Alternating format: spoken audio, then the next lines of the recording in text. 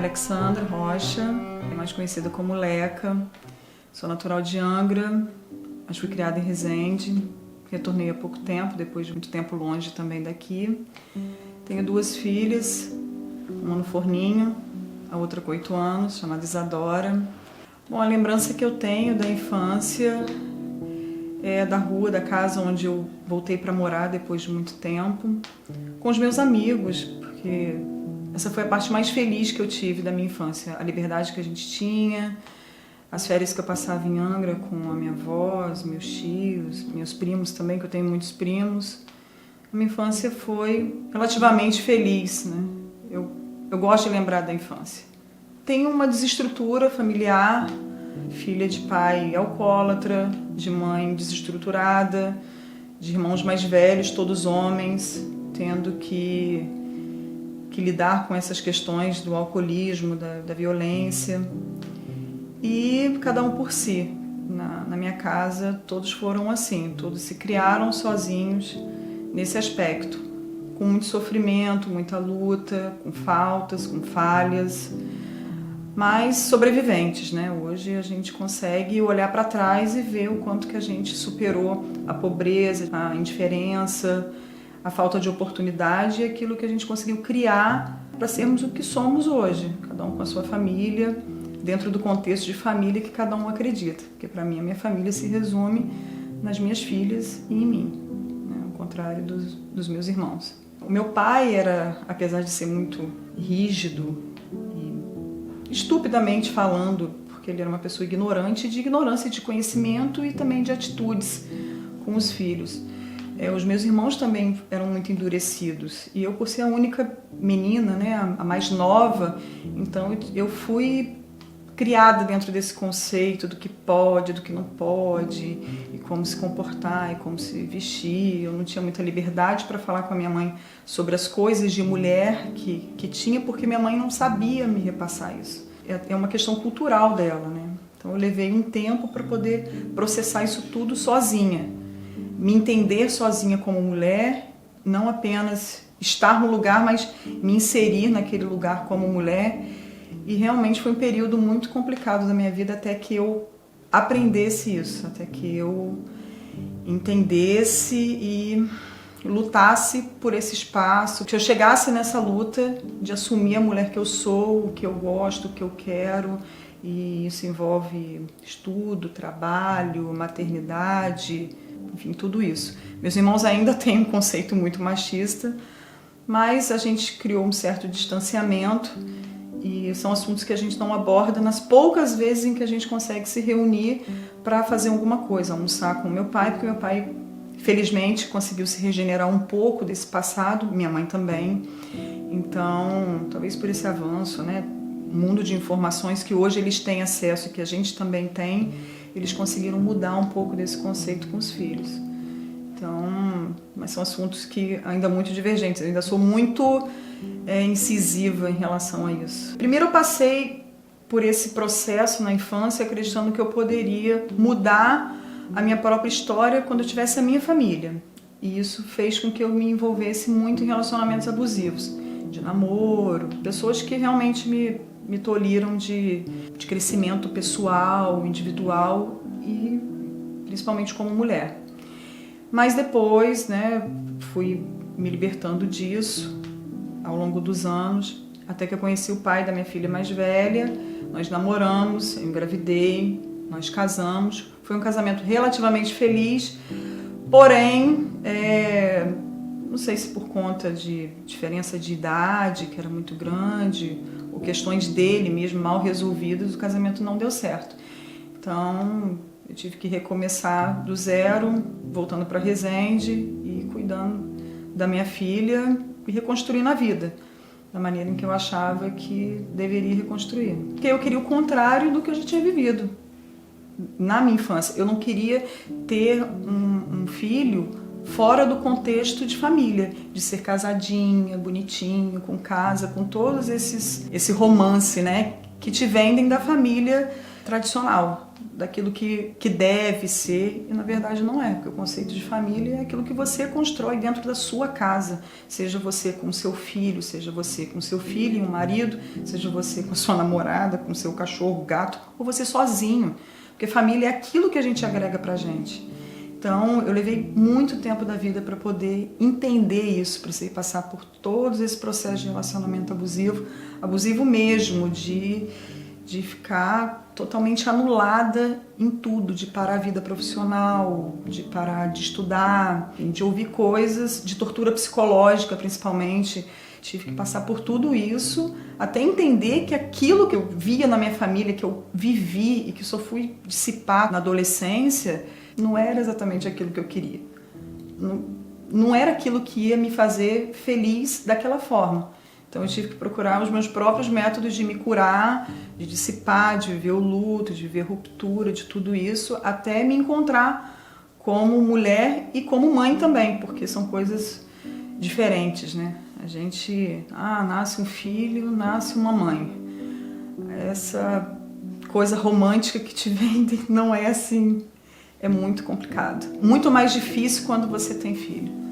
E essa coisa é muito individual, porque você pode fazer qualquer coisa na sua vida, você pode ouvir qualquer conselho, a pessoa pode te apontar todos os caminhos possíveis, você só vai conseguir enxergar sozinho. E isso para mulher, hoje em dia, para mulher que se impõe, que procura o espaço dela, é muito difícil. É uma luta constante e a gente precisa realmente de uma rede de apoio para poder dar esse levante, porque embora seja individual, você tem que ter um horizonte, né? Tem que ter um norte, alguma coisa para poder se guiar, porque senão você não consegue. Tive um namorado, nós ficamos 5 anos juntos, por consequência eu fui morar com ele e com a família dele, porque a família dele era muito maravilhosa comigo. A família dele era exatamente a família que eu queria ter. E ele simplesmente começou a me aprisionar naquele meio ali. Eu não saía mais de casa, não me vestia mais como me vestia antes. Ele teve o pai doente e eu fui ajudar a cuidar. E uma vez ele chegou muito bêbado em casa e eu cuidando, socorrendo o pai dele passando mal, enfim, e ele falando que eu só fazia aquilo ali porque eu queria ver o pai dele nu, enfim, o pai dele tinha 70 anos. Então, assim, foi muito absurdo. Cara, eu vivi em função de cuidar da família do cara, entendeu? Como se fosse minha, e o cara fazia isso. Eu pesava 47 quilos e vestia roupa como se eu pesasse 80, porque ele me sufocava, não deixava eu passar um batom. E quando a gente está muito doente, a gente não consegue enxergar isso, a gente se deixa levar mesmo. E foram 5 anos assim até que eu consegui acordar sozinha e refazer a vida, tocar. Eu vou te falar muito recentemente sobre preconceito. A minha segunda gravidez. Quando eu anunciei minha gravidez, uma série de perguntas sobre quem era o pai, se eu estava casada, de homens e mulheres. Tive uma situação no trabalho, de um colega de trabalho virar pra mim e falar assim: você tá grávida, mas você tá casada? Eu falei: não tô casada. Como que você pode engravidar e não casar? Como que é isso? Aí eu engravido. Você não sabe como que se engravida? Bom, você é médico, você deve saber como que funciona. Um homem, uma mulher, né? Ali, todos os períodos, transam, e aí? Acontece a magia do filho. E ele ficou muito insistente nisso ao longo do tempo. Toda vez que ele me encontrava, ele questionava se eu já tinha casado. Aí um dia eu virei para ele e falei assim: eu casei com uma mulher. Aí ele falou assim: como você casou com uma mulher? Porque 2 mulheres não fazem filho. Aí eu falei assim: no homenagem faz. Aí ele nunca mais falou mais nada. Então eu tive que calar a boca dele, do preconceito dele, por eu estar grávida, que é um problema exclusivamente meu. O filho é meu, a vida é minha, e tem que dar satisfação se eu tô casada, quem é o pai, se vai assumir. Isso não tem a ver com a vida de ninguém, isso tem a ver com a minha vida. Então foi meio complicado driblar essa com ele. E também outras pessoas no trabalho falando: nossa, Aleca, mas você já tem uma filha, nossa, e você trabalha tanto, trabalha em 2 lugares, e poxa, sua vida já é tão difícil, como que você vai fazer? O problema é de quem? É meu. Eu sei o que eu vou fazer. Eu não estou batendo na porta de ninguém para poder falar: olha, eu estou esperando um neném e eu quero ajuda, entendeu? Então essa questão do preconceito existe, é real, é o tempo todo, porque as pessoas elas gostam mesmo de especular e querer saber. Falaria para a Aleca lá atrás que ela não fez absolutamente nada de errado. A Aleca lá atrás ela fez absolutamente tudo que ela acreditava que era bom, que era um bom caminho, que era real, que era viável dela fazer em busca da felicidade dela. E as coisas funcionam dessa forma. É tentativa e erro e acerto e transformação. A Aleca de hoje acertou. A Aleca de hoje é feliz, é realizada em todos os sentidos. E a Aleca lá de trás ensinou também a Aleca de hoje a ser a mulher que é. Eu sou extremamente feliz hoje com o que eu sou, com tudo que eu superei, com tudo que eu passei, com a minha história, com a minha vida, com as minhas filhas, com meu Fusca, meu trabalho, minha faculdade, meus amigos, meu retorno, tudo, minha casa, tudo. Eu sou extremamente grata por tudo que eu tenho, e o que passou lá atrás, passou, não volta mais. Se a pessoa acredita que aquilo realmente é o que vai trazer uma felicidade para ela, que vai trazer uma realização, então que ela lute por aquilo ali. Mas se ela perceber que aquilo ali, o mínimo que seja dessa luta, que é em vão, que não vai dar nenhum resultado, que tem alguém que vai sempre te depreciar, que vai te jogar para baixo, sai fora. Vai buscar um caminho diferente. Tem sempre um caminho diferente. Você sempre vai olhar, vai ter um lado para você olhar. Sempre vai ter uma luz. Alguém vai te falar alguma coisa, você vai ler uma reportagem, você vai ter uma situação que vai te fazer mudar de ideia, vai te fazer virar esse jogo e falar assim: não, peraí, não é esse caminho, o caminho é outro.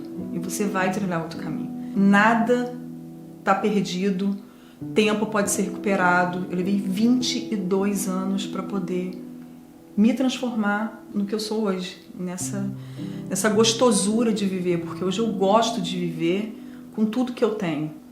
Então, 22 anos não são 2, não são 2 meses, são 22 anos. Então, não pare de lutar, acredite, procure todos os caminhos possíveis. Hoje a gente tem acesso, hoje a gente tem ajuda, hoje a gente tem muita coisa para se agarrar, para poder sair de situações que não são legais pra gente.